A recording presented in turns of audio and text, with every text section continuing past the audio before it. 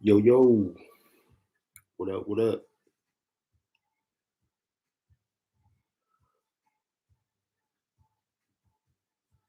It's Friday. We made it.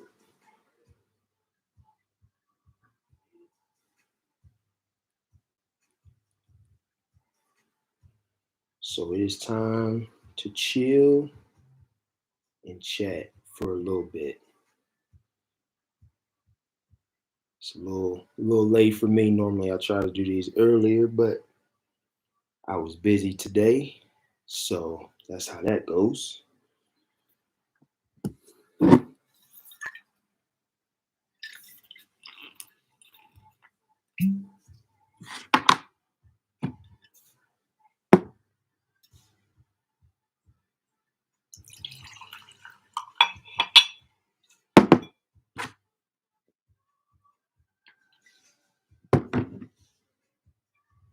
What's up, Agnetha?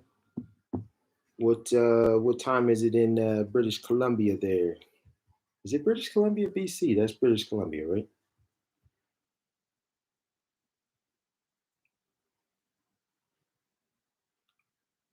Of course, I go live.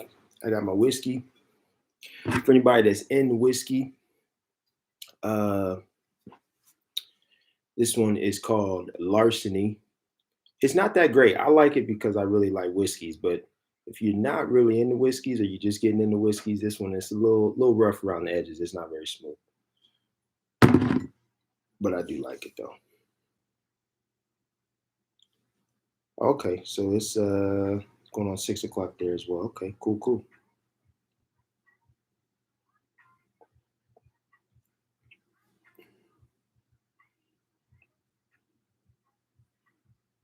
What do you sip on, Agnetha? Are you a whiskey person or mixed drink cocktail type person? I don't do the big bottles because I always have so many bottles of whiskey because I really enjoy whiskey. So I get the smaller ones because I cycle through whiskeys all the time. So um, yeah, so I get the smaller ones. Although our Costco's here, they have really good sales on the whiskeys. But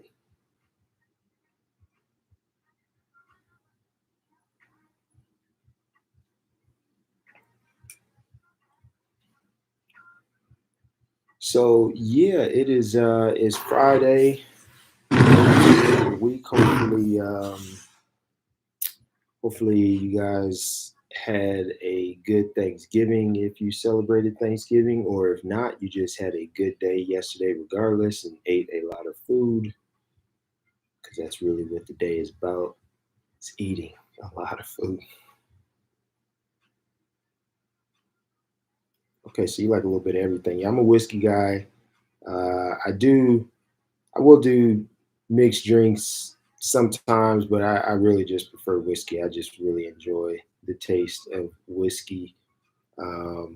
And I don't really drink to get drunk, so whiskey is perfect because it's good, so I can sip it. Tastes good. I like it.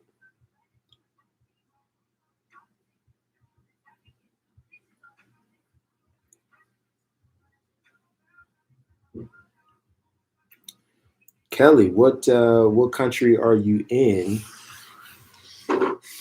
And honestly, there's so much controversy around Thanksgiving these days. Uh, which I don't really get too much into all the stuff, just all the drama and the politics and the politically correctness that goes on a lot these days. So I just enjoy it for what it is. But yes, I did have a very chill, low key Thanksgiving. Actually, did not eat that much. Didn't even have any dessert. So there you go. Okay. Ireland, what time is it there? It's always one of the coolest things about having a YouTube channel going live like this is you get to interact with people in all parts of the world that, if it wasn't for YouTube, you would never interact with these people. You would never, I would never know that you guys existed. So YouTube is it's cool in that regard. I mean, I remember the old school, like when we had the chat rooms. I don't know if anyone in here, I don't know how old you guys are, but back in the day they had the chat rooms. So if you had, your dial-up internet, your America Online or Prodigy or something like that, you could go to the chat rooms and just talk to people. And it was just one of the most exciting things when I was a kid. That's what I would do. You go into a chat room, see if anyone was in there, talk. They'd be all over the world. Go to a different chat room. It was cool.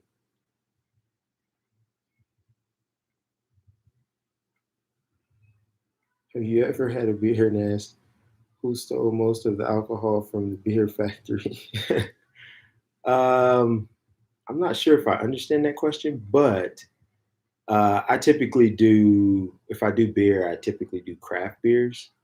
Um, so they're normally, we've got a ton of local breweries around here, so they're normally 8, 9, 10% alcohol by volume, so they're pretty good.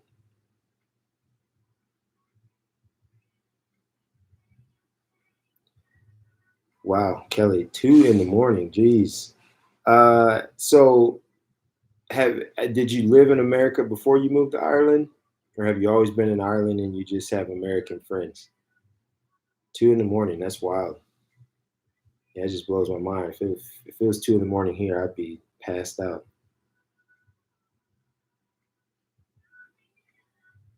I do want to talk about it at some point.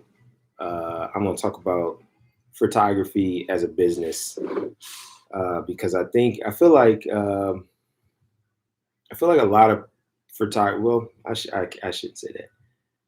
I feel like there are people that go into photography or look at photography and they think that it's just photography and it's so much more than that.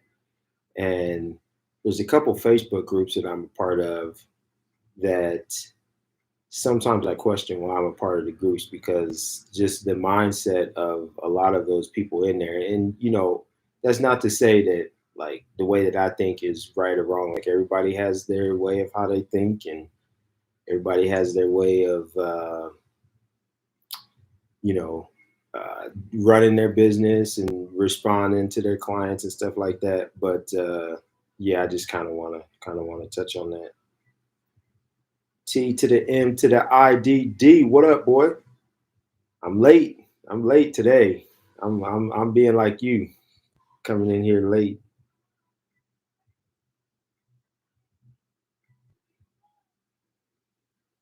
Oh, that's cool, Kelly. That's real cool. Nican, what up?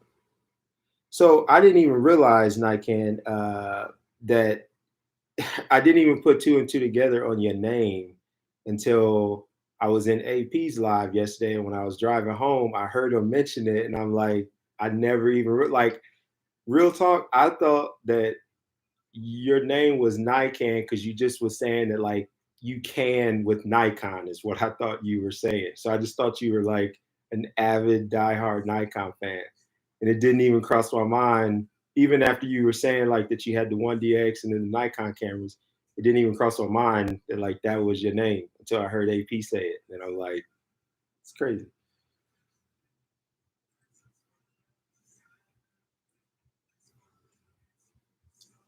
AP, what's up, brother? I feel like AP. I feel like well, first of all, my setup is not as fancy and elaborate as yours, and I'm using a little cheap shotgun mic, so my audio probably isn't as good as yours. And my voice probably isn't as soothing as yours. So don't judge me on my lives, AP. I'm basic over here, brother.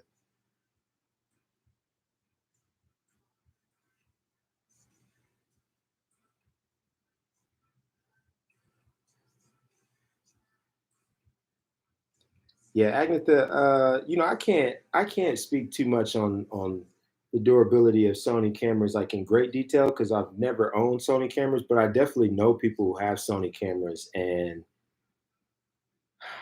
I feel like they're not durable. I mean, obviously, I can't say that scientifically, or I don't have a lot to back that up. But just from the people that I know that shoot with Sony cameras, yeah, I definitely don't think that they're super durable. And nobody talks about that, because I feel like it's a lot of the millennials are Sony folks, so they don't really talk about that. Or maybe a lot of Sony people don't shoot them professionally, don't use them in demanding situations. Not sure. Um, but yeah.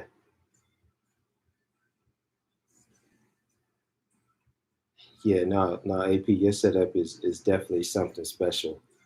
Normally, I set it up a little bit different, but it's Friday and I just wanted to chill and drink my whiskey, so I'm just chilling on the couch because it's relaxing, and I just wanted this to just be like y'all just chilling with me. So, uh, you know,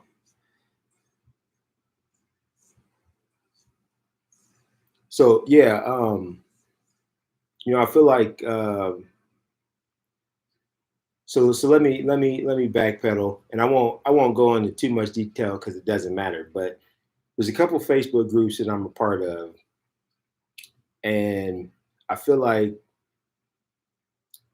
the way that a lot of photographers tend to handle business and customer service leaves me baffled, and I really wonder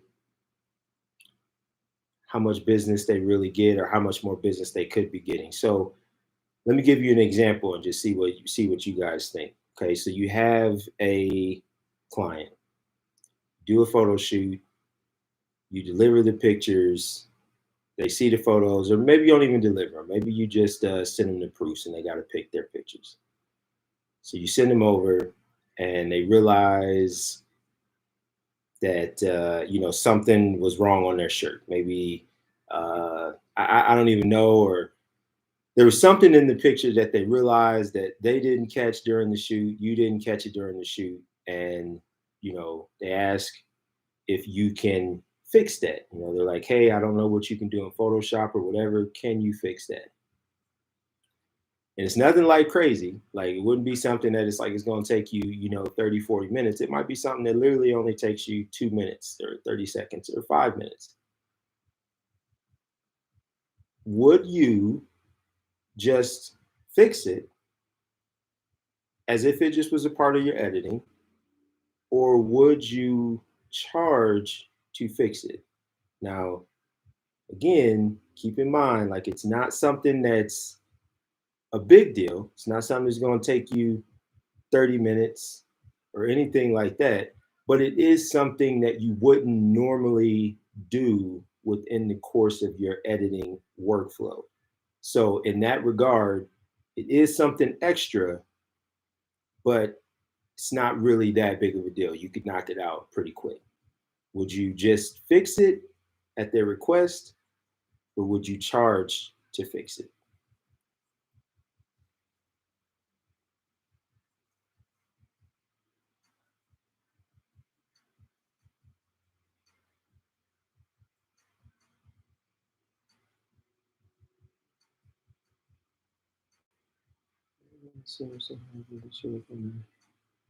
Okay. Yeah, so I think you meant censored. That came third on the censor sometimes doesn't show up.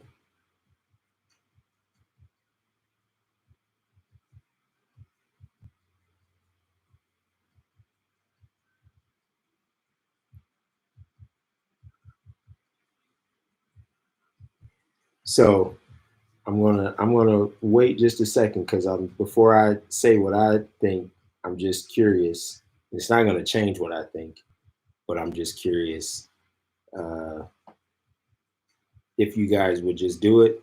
Now, some of you guys might not be professional photographers, you might not charge, so it may not be applicable to you, but just think if you were in business, would you fix it? I guess let me give a bet. Let me give a more something that is not just so vague. Let's say they had a shirt, and once they got the picture, they realized like the color of the shirt didn't look the way that they wanted it to look in photos, so they wanted you to change the color of the shirt, something like that. Like something that's not a huge deal, but it's not something you would typically do.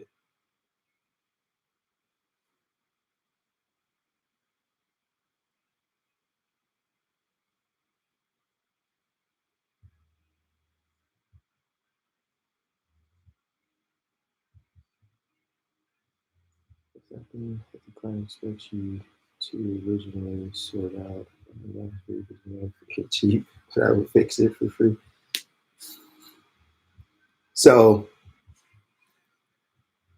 my mindset as a photographer, as as a photographer full time, as a business, and at the price point of what I charge, although I don't think that matters. So I shouldn't even say, I don't even need to say that because what you charge to me is irrelevant. For me as a business, customer service is more important than almost all other aspects of my photography business. Obviously, I have to do good work. Obviously, I have to do accounting, make sure my finances are right. Obviously, I have to do marketing. Those are all necessary throughout the course of doing business. But for me, customer service is the most important thing. If, number one, if I can have the perception in my client's mind that I am willing to go above and beyond to make sure that they're happy, that will go a long way. If the client feels like there is something that they don't even think it can be fixed or corrected or resolved, and I come through and I fix, correct, and resolve it, I am a savior, a rock star in their mind. So to me, it's like there's a lot of things in business that you technically can charge for. You can upsell, or it's really not even upselling, that you can charge for. If someone wants you to do anything that's outside of your standard workflow, technically, yes, you could say, hey, that's not a part of what I do. If it wasn't something that you agreed on in the beginning, if it's not something that's in your contract, or if it's something that goes against what's in your contract and your deliverables, man, technically you could charge for it. But my mindset is just like, but why? It's like a lot of places you go, stores, all sorts of things where you go, it's like there's things that they could charge you for, but they don't because they want to make your experience shopping there or your experience in dealing with them as pleasurable as possible so that you come back and you spend more money. Now, if you follow my channel at all, I've said countless times that repeat business is 10 times more important to me than initial business. It's like I can convince anybody to hire me once to take pictures. To me, that's insignificant. Obviously, I want new clients all the time, but the repeat clients are exponentially more important because number one, they're repeat clients. So that means that's money, repeated money that they're giving you. But number two, happy clients, repeat clients will be the best marketing employees you could have out of anybody because word of mouth in marketing trumps everything. I could have the best marketing campaign. It could be the best marketing campaign you've ever seen. It still cannot trump word of mouth. If someone's looking for a photographer and their friend, their cousin, their brother, their mom is like, you need to go to Anthony. I went with him. The pictures were amazing. I had on something. The shirt didn't look that good. I asked him if he could change the color. He changed it for me. It looked great. He went above and beyond. You have to go to him, hands down, no questions asked. That would trump any marketing that I could ever possibly do. It's like in real estate, when you hire a realtor, most people that hire a realtor, it's a realtor that somebody recommended, because there's so many realtors out there that it's like it doesn't matter what their social media is like, it doesn't matter what their marketing material is like, it doesn't matter if they seem cool.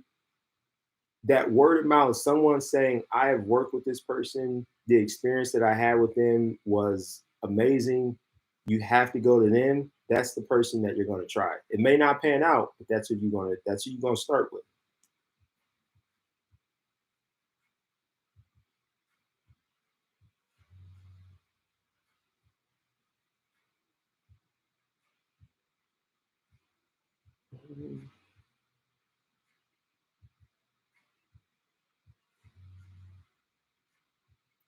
See, I'm just what's up, Take Keys?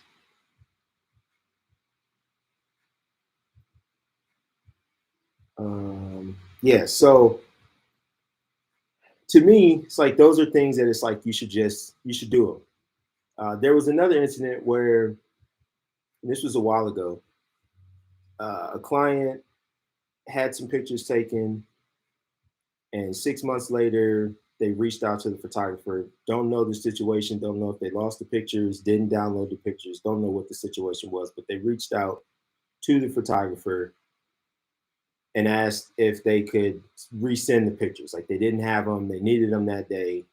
And there was a whole debate on whether or not the photographer should do it. Well, actually, the photographer posted and asked if he should just re-upload them, if he should charge for them, all this stuff. And most people was like, you should charge. And again, to me, like my mind said, like, I don't understand that. Now, obviously, yeah, it does take time.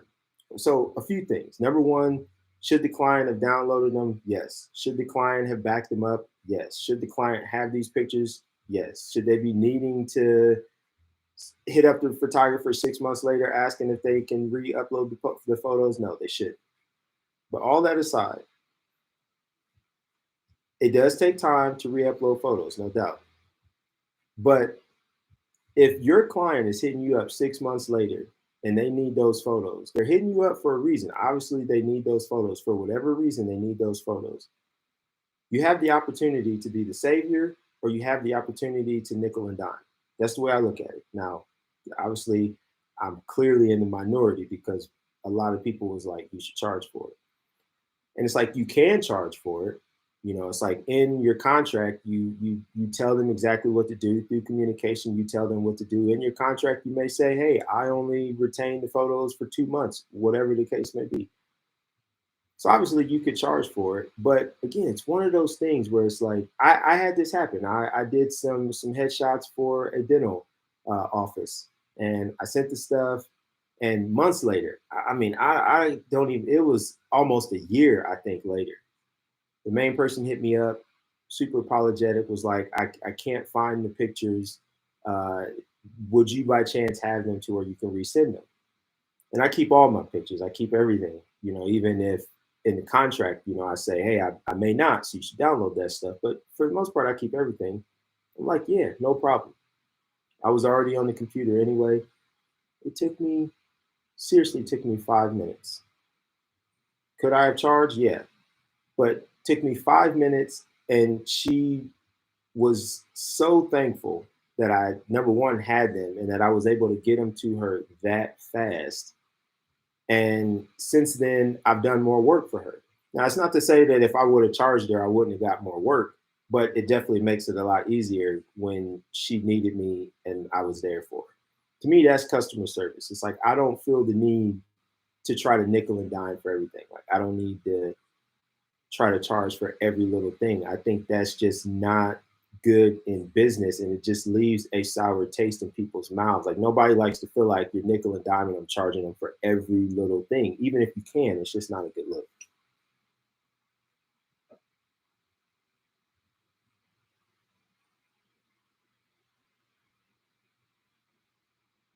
So man, I need to set up some mods in here. So thankfully, whoever this person is not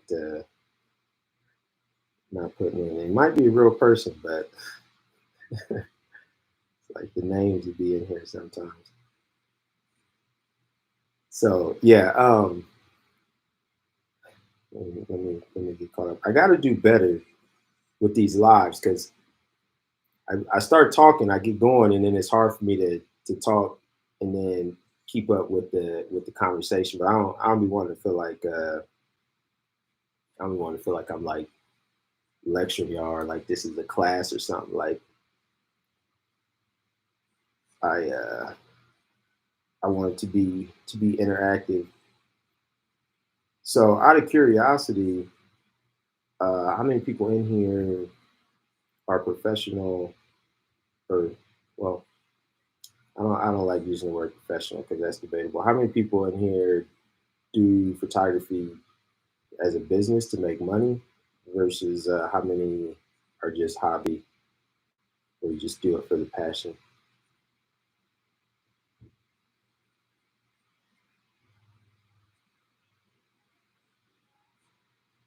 Yeah, Mid, you're gonna have to. I don't even know where to go to do the mods.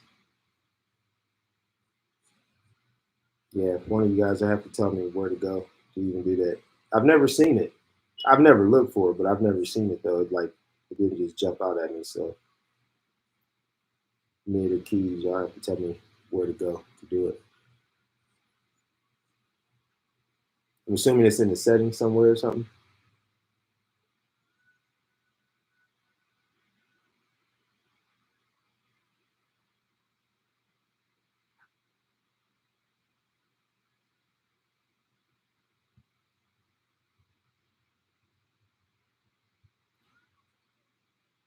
V Smith, are you full time or part time?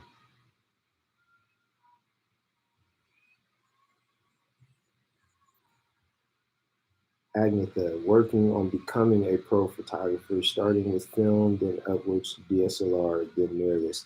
So that's interesting. What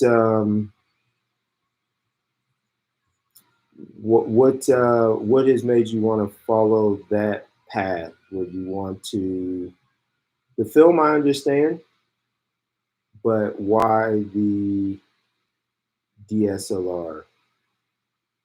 I still enjoy shooting DSLRs, but I typically don't recommend. Like if anyone asks me about a camera to buy, I typically don't recommend DSLRs these days. Mainly because the price point really, and they're just older, and I don't see, at least from the Canon perspective, I don't see much development happening in the DSLR world. Some people still like buying the 5D4, which it's like that's cool. I use a 5D4 all the time, so I get it. But for the most part, like that 5D4 is $2,500 right now. You can get the R6 that, in a lot of ways, would definitely trump the 5D4. So it's just interesting. Although, I mean, that RF glass though, stupid.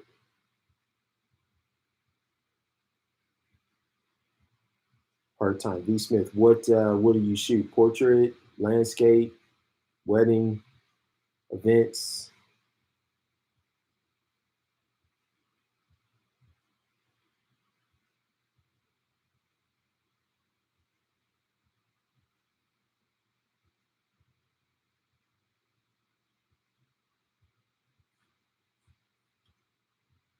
portrait and weddings. That's cool. That is cool. Yeah, I think video changed the game. So mirrorless is the future for stills. DSLRs are still a great option. Yeah, I agree, AP. Like I said, I use my 5D4 to record most of my YouTube videos these days. I don't go live with it because it doesn't have a flip screen, but um, yeah, I definitely still rock the DSLR. It's a little tough when you're just getting into it because at least from the Canon side, and I think from the Nikon side too, and definitely the Sony side. So I think all three brands at this point, they have such a low cost barrier to get into mirrorless. Like, I mean, the Canon RP right now is $899. You know, so it's like, what DSLR are you going to get at $900 that's full frame and is a capable camera like the RP? You know, I know Sony has some inexpensive entry level cams. I think Nikon does too. So it's just kind of like, for the cost of what mirrorless is now, it's hard to really recommend even going into DSLR, because you know, I'm hesitant to say that it's dead, because I don't think that it's officially dead, but I think mirrorless is the wave right now. But yeah, V Smith, weddings, good for you. Good for you. Enjoy that. Weddings are tough because you obviously can make a lot of money doing weddings, especially, I don't know where you are, V Smith, tell me where you are, but here in LA, you can obviously make a lot of money doing weddings, a lot of money. But for me, there's two like main things that always make me not want to jump into weddings. Number one, I don't like the idea of giving up my weekends to do photography stuff. I do have to do, especially like with senior stuff, that stuff can happen in the weekends. But for the most part, I typically try to schedule my stuff during the week, just because it works better for me. But it isn't obviously just about me. For my clients, it typically is the same. You know, they have a lot of stuff going on the weekends. So it's just easier to set aside a designated time during the week. So number one, I would not, like, if I was a full-time photographer, my weekends, I would give up every weekend, basically. You know, I just don't have any desire to do that, especially when you look at weddings, like they're all day things. Like, it's not like it's just, oh, it's just, you know, 2 or 3 hours out of my Saturday. It's like, no, it's the whole Saturday. So that's number one. Number two, I've shot a couple weddings, and in a weird way, by the end of them, I was over it. Like, I didn't want to take another picture. I was tired. It was a lot of work. There's a lot going on. It's so fast paced. You're under stress to make sure you get it right. And even like when you're confident as a photographer and you're confident in, you know, your gear, and you know how to do it, there's still like this level of stress that you're just like, man, don't have a brain fart, don't mess up, don't have a camera malfunction, whatever. Um, and then you spend all day on the wedding, and then I'm just thinking, now I got to go through all this stuff. Now I got to edit all this stuff. Now I got to deliver all this stuff. And of course, you could, you know, ship that out, contract it out, have someone else do it. But, you know, for me, there's a balance between the money and the mental well-being and the passion part of it. And as a entrepreneur, like, I always think I want to make money, but I want to be happy and I want to be mentally healthy at the same time. It's like, you can do a lot chasing a dollar, you can get a lot of dollars, but if at the end of the day I come home and I'm miserable, what good does that money do me? Like, it's meaningless. So I've always kind of looked at weddings as, it's a way to make a lot of money. You can definitely make a lot of money, but it's a lot of work. And there's a lot that you're having to give up to be able to do those weddings. So yeah, I just, sometimes I think about it, and I get asked to do weddings sometimes, and I usually decline unless it's someone that's a close friend, or someone a close friend is asking me to do it. Just because, yeah, it's just too much. I would rather just go and enjoy it. That's it.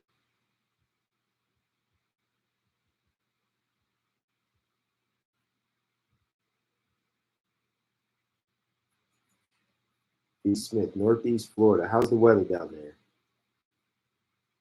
Yeah, if you're serious about photography for a business, mirrorless is the way to go. I 100% feel that way, AP. The main reason why is eye autofocus. If you do portraits, eye autofocus, man, it's the truth. It's the truth, man. It really is. And I do think sometimes photographers put a little bit too much weight on eye autofocus, but there's no doubt that eye autofocus was a game changer. Like as a portrait photographer, not having to worry about that, not having to do focus recompose, not having to, restrict your framing to the center of the frame, you can't beat it. It's the way to go. SJ, what up, brother?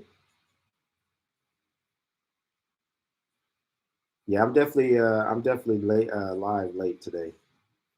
Normally I'm in here earlier. But I was busy today.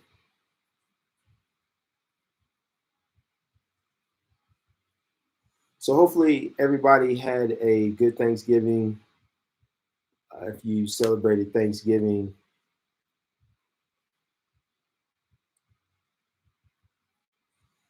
ate a lot of food. Yeah, I really don't have a lot to talk about today. I'm not going to be on here too long. I just wanted to get my chilling chat in, have a drink. Cheers, you guys. Uh, for any man, I think everybody that is in here, I think you guys follow SJ Square Photography and T Mid. But if you don't, definitely go follow those guys. They're good people, great channels, great content. If nothing else, definitely go to T Mid's channel and check out the video that he posted today. It's hilarious. Check out the intro, and then definitely go and check out SJ for his DAP challenge. I'm SJ. I'm going to try to bring that out here. I just my biggest problem is I don't know any photographers out here that I could get to do that. I have not done very well at networking with other photographers. So as soon as I can get that network in, there's a guy that has a studio that I met when I was out doing some stuff, and he shoots Fuji. He does photography for the LA Rams. I might see if I can get him. He would be a good person to deal with because his studio work is pretty phenomenal, and the people that he shoots, they're top notch. So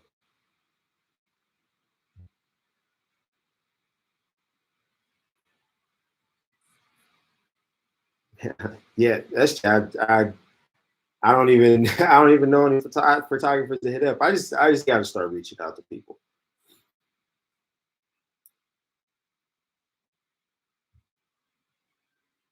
My expectations of the Canon R3 and the Z9. Well, let me start with the Z9. I think obviously I'm a Canon guy, but the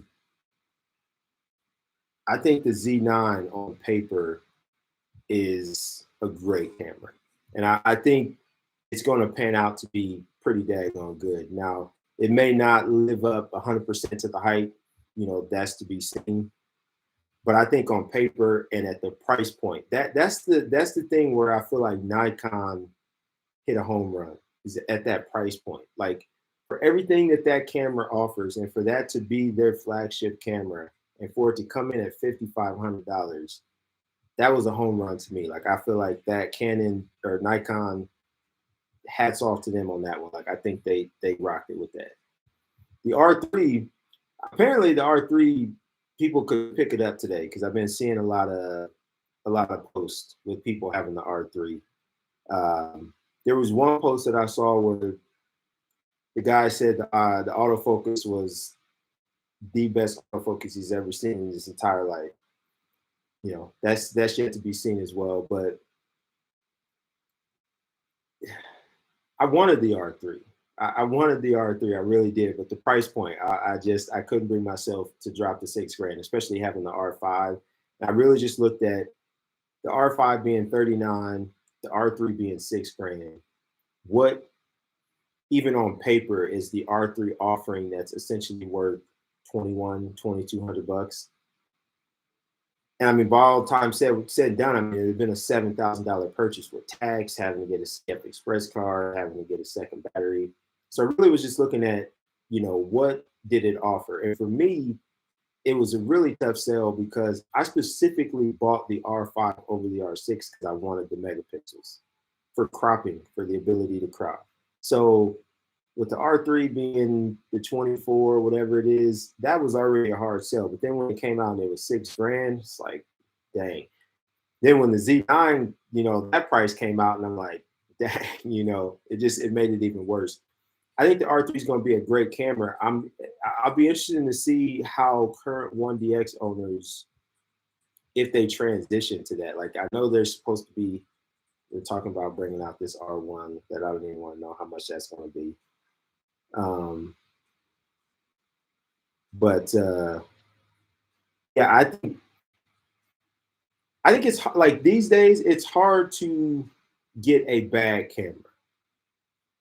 It's like if you buy a modern camera and you can't get good images with it, then it's you as a photographer. I 100% feel that way. Like the gap has closed on the variance and the features and the ability of what these cameras can do these days. It's like even your entry level cameras are more than sufficient for most photographers. You're always going to have the people that have specific needs. If you need high megapixel, you need high megapixel. If you need, a fast frame per second, you need a fast frame per second. If you need a fast lens, you need a fast lens. So there's always like those needs that, you need these things. But modern cameras these days, you can get great images with any of them. So at this point, I think a lot of these cameras that are coming out are really splitting hairs. They're really catering to a very small piece of the overall pie. And if you need it, you need it. And if you don't, you either have the money and you buy it anywhere, or you don't buy it.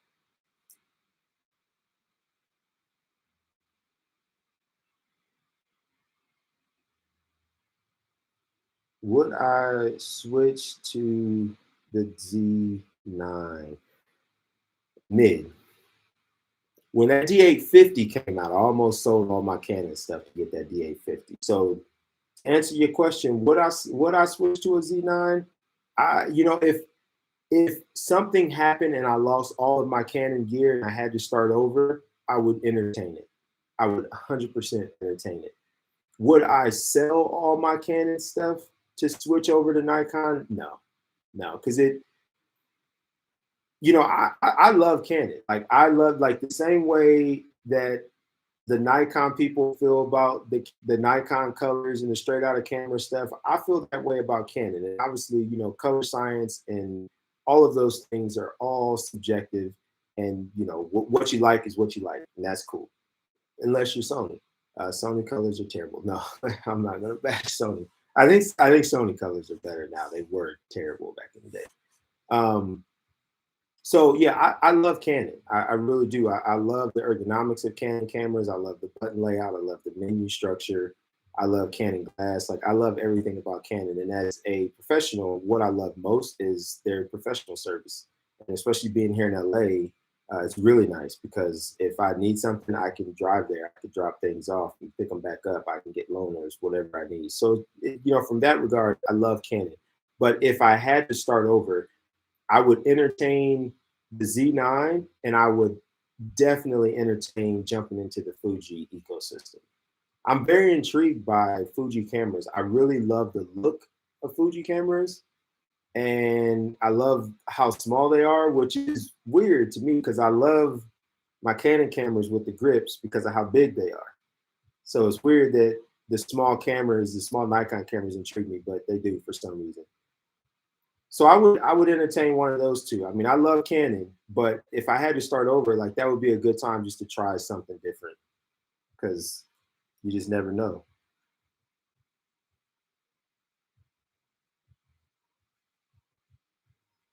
What up, Ike?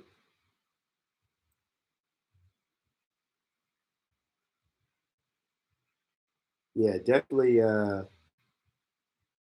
I mean, the only reason that I'm even Canon is when I bought my first camera, when I bought that T4i, I just had heard Canon. I heard the Canon name more. Like, back when I bought that thing, it was Canon and it was Nikon. Like those was the two heavy hitters, and they went blow for blow with each other.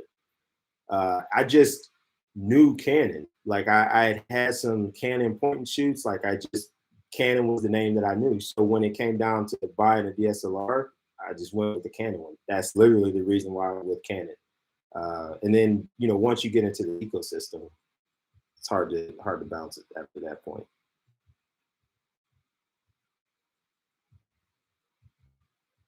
Favorite lenses, man. So I used to be 85 all day. Like I was an 85, shoot that thing wide open. Like I bought the Canon 85 1.2 and I would shoot that thing wide open at 1.2. Like I was big on 85 and blurred out background. Like that was my thing. I loved it.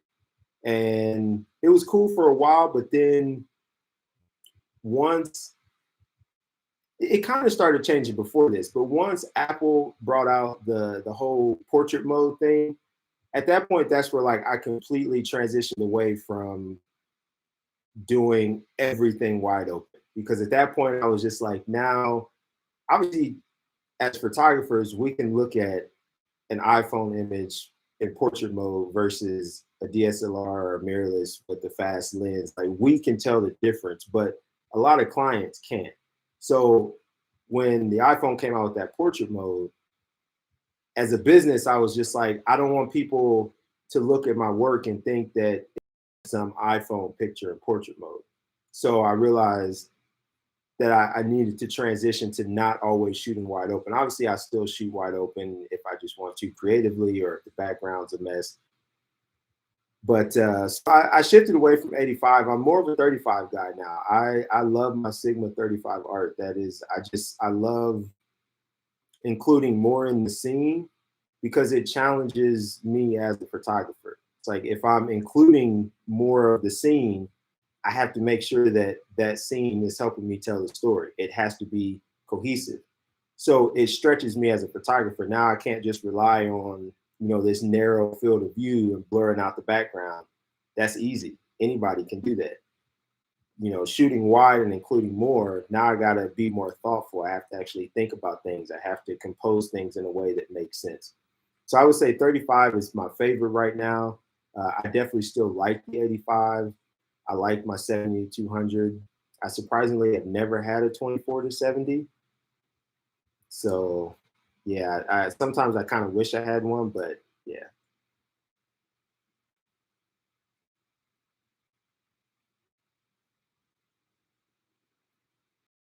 SJ, what are you booing?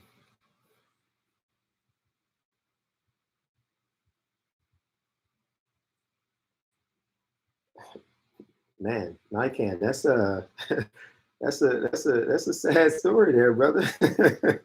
So, that took a turn. I wasn't expecting to read that. Ernesto Sue, man, I'm honored that you're even giving me some of your time, brother.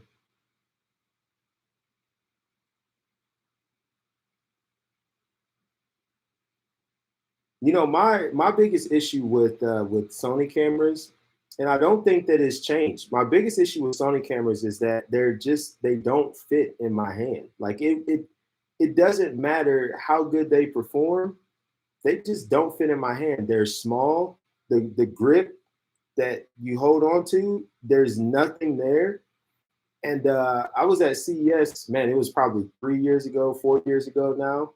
And I went to the Sony booth. They had a whole big booth set up, and they were showing their eye autofocus, and they had people on the stage, and they were doing stuff. And I talked to one of the reps, and I'm like, man, your eye autofocus is great.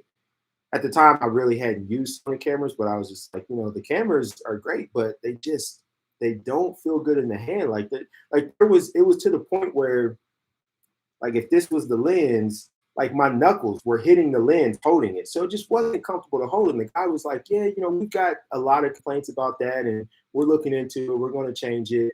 And I don't think they have. I think their cameras are still that way. There's just not a lot of grit there. So that's really my biggest gripe with Sony cameras, aside from the colors. But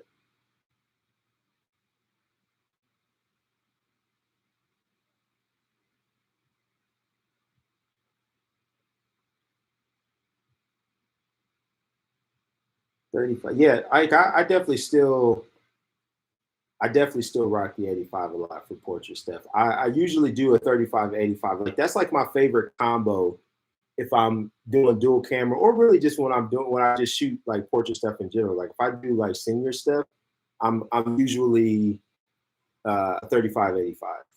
Sometimes I'll throw the 70-200 on if I'm having to do something and I just don't want to have to move. But the 35-85 combo, man, I don't know. That's a magic combo to me. Uh, yeah, it just works. It's like you can tell the story with the 35, you can get in tight with the 85.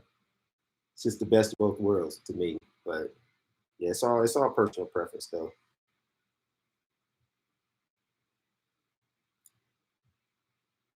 First lens, zoom or prime. So when I got that T4i, it came with the kit lens, 18-55.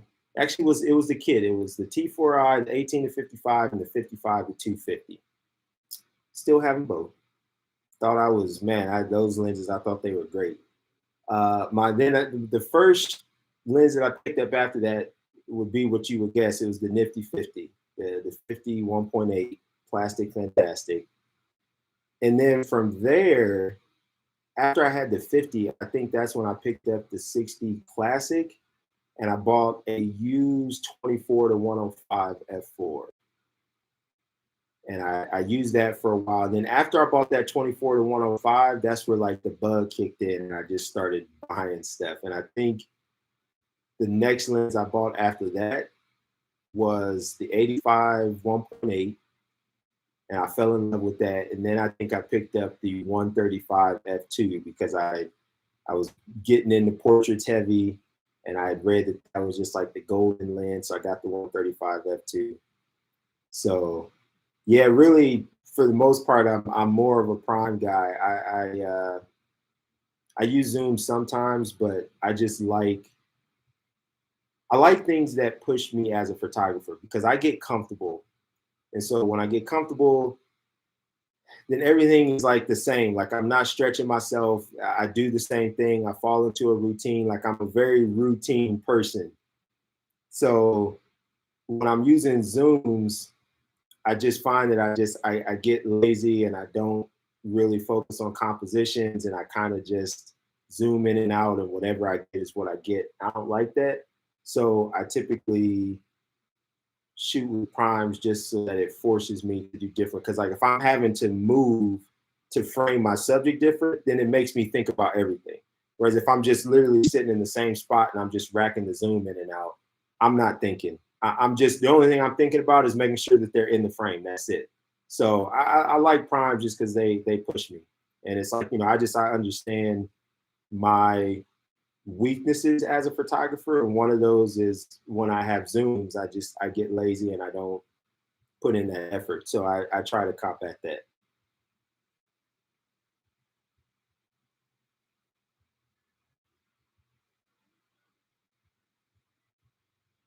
Yeah, same still have yeah, the ergonomics, man, just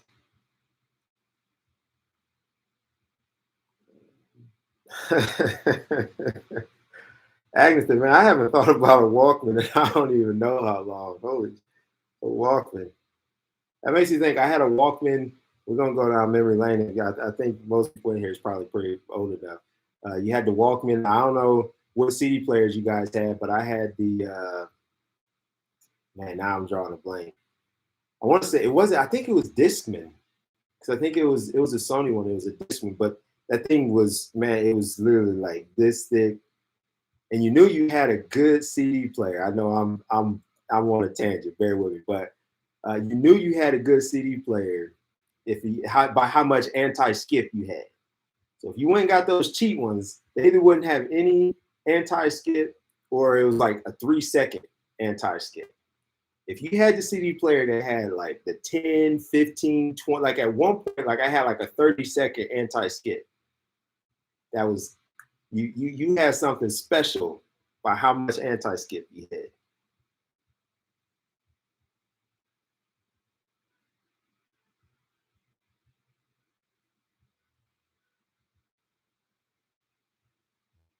James, how about third-party lenses, Tamron, Sigma? So for a long time, I was first party only.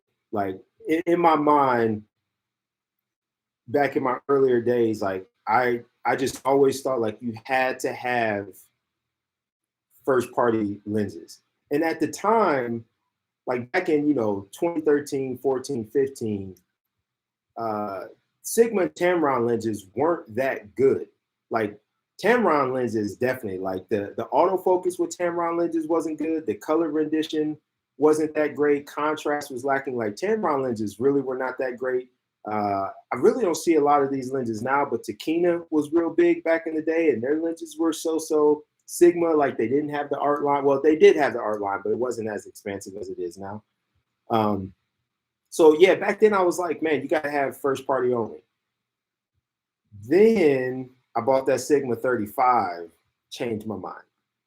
Completely changed my mind. Like that, the Sigma glass, the way that it renders the image, the color, the contrast, I love it. I know some people don't like it. Of course, it's all subjective, but to me, it's like nowadays, Sigma glass is great.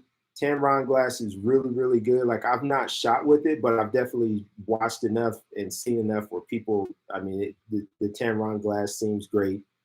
Even like your Samyang Rokinons, like those lenses for what they are, Viltrox, I mean, especially for the price point, that's really where you have to judge it. Like you look at like this RF glass that's crazy expensive. Fortunately, we don't have Sigma yet. I wish they would put out some stuff. But then you look at like these third parties, and it's like, well, even if they're not as good as first party, they're like half the cost or 1/3 the cost of first party glass. It's like I'll take a reduction in sharpness or a little less performance on autofocus to save 1,500, 1,600 bucks. So I'm all for third party. I still think I would opt for first party first, but I definitely don't have any issues with third party these days. I would definitely rock third party. Like if Sigma brings out some RF glass, I'll probably only have Sigma RF glass. I don't know that I'll ever buy any RF glass until they bring out a fast 35. When they bring out a fast 35, and not like that, the one that they have out now, the little 35 F2, when they bring out like a L fast 35, I'll cop that.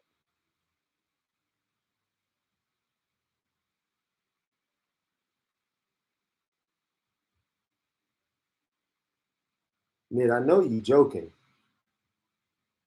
on what's a Walkman. You is that are you serious? You don't know what a Walkman is? That's like old. Man, Walkman hasn't been around for a long time, but I think you're joking.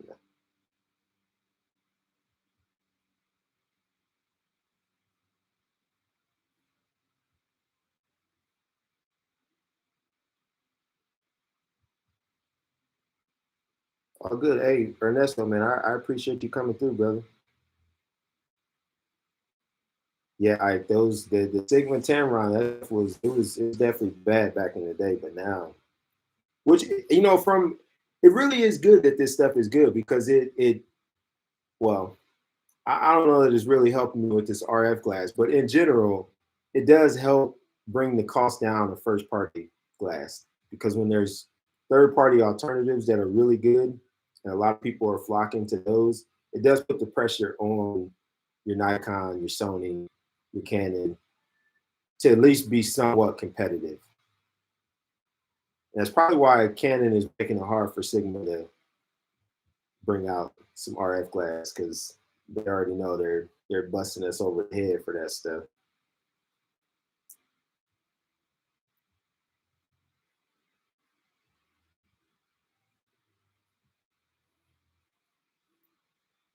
So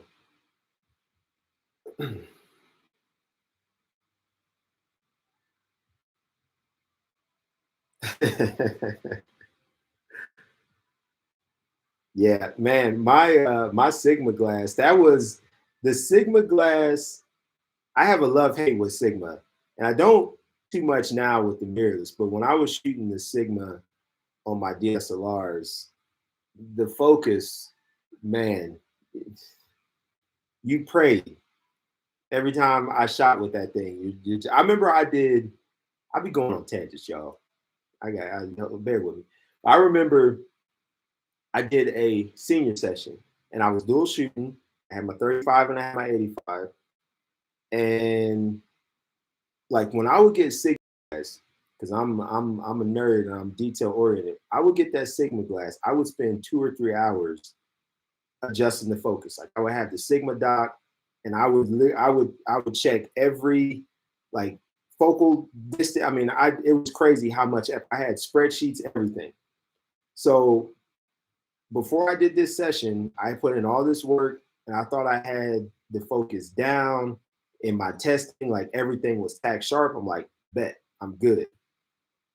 I did an entire session with that 35. I got home, I put those pictures on the computer. Every single one of those pictures that I shot with the 35 was soft. They weren't like completely out of focus, but not a single shot with that 35 was sharp. Not one. Like I'm not even exaggerating, not a single shot.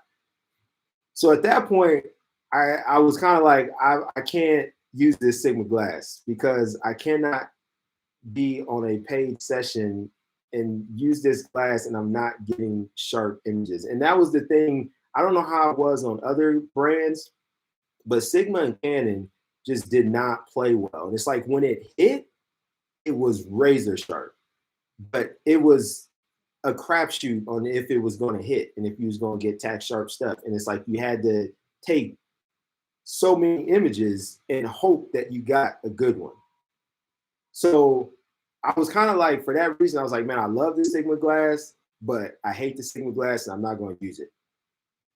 When I use my Sigma on my buddy's R, that was a game changer. Like that changed for the better a lot of these third-party lenses because it took away the ad. Because like that was one of the biggest complaints with any third party was that the focus wasn't as good. Like people would be like, no, you want to get your native because your autofocus, you'll get the best autofocus performance. It's not that way anymore, in my opinion. Like with mirrorless, my Sigma glass performs just as well as any native Canon glass that I put on those bodies. So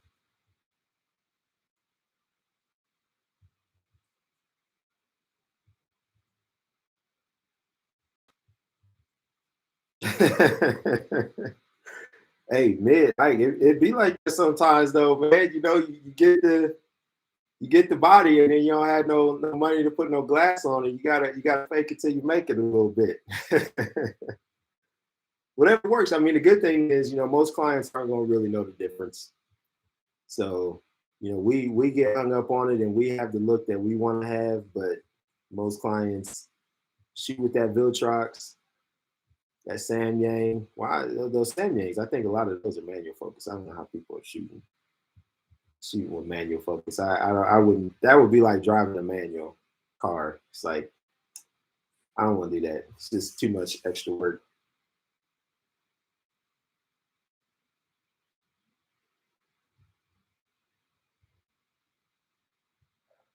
But yeah, man, I'd be getting all the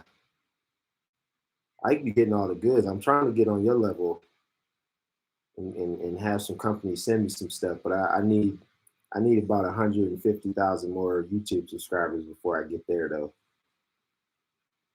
Godox is not messing with me and my little small channel.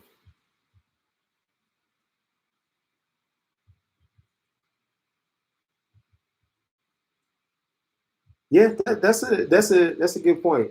That's a good point, right? That's a good point. So yeah, if you're gonna buy the flagship, yeah, I mean, yeah, that I everybody different. I know everybody different, but yeah, if you're gonna buy that, it would make sense. Although, I mean, I bought the R5 and I don't have a single RF lens for that thing yet, but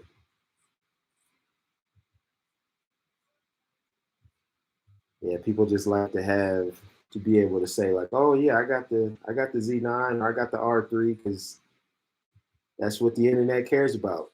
They don't care about the lens that's in front of it.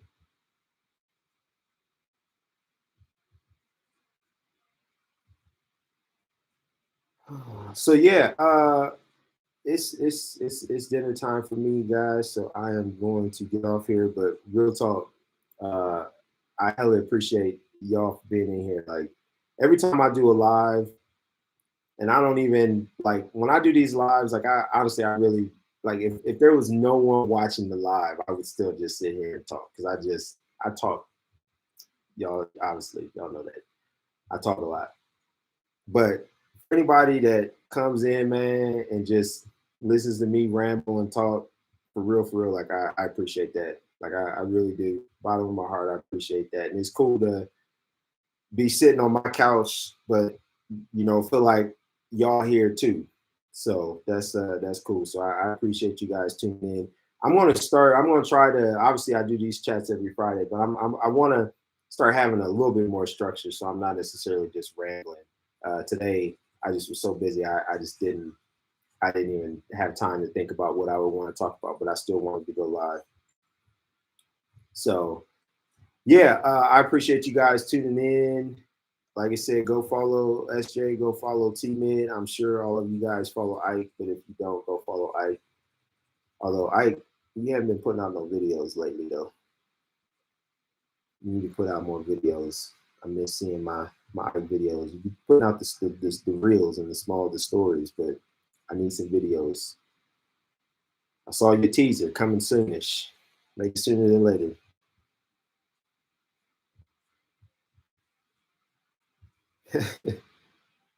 Yeah, you probably been busy with work though. I get it, man. Like, hey, work trumps. Work trumps. Okay, guys. Cheers to you guys. I appreciate you guys tuning in. I will catch you guys next week. Everybody be safe. Have a great weekend. Get out, enjoy, have fun, eat leftovers, all that good stuff. And I will talk to you guys soon. Peace.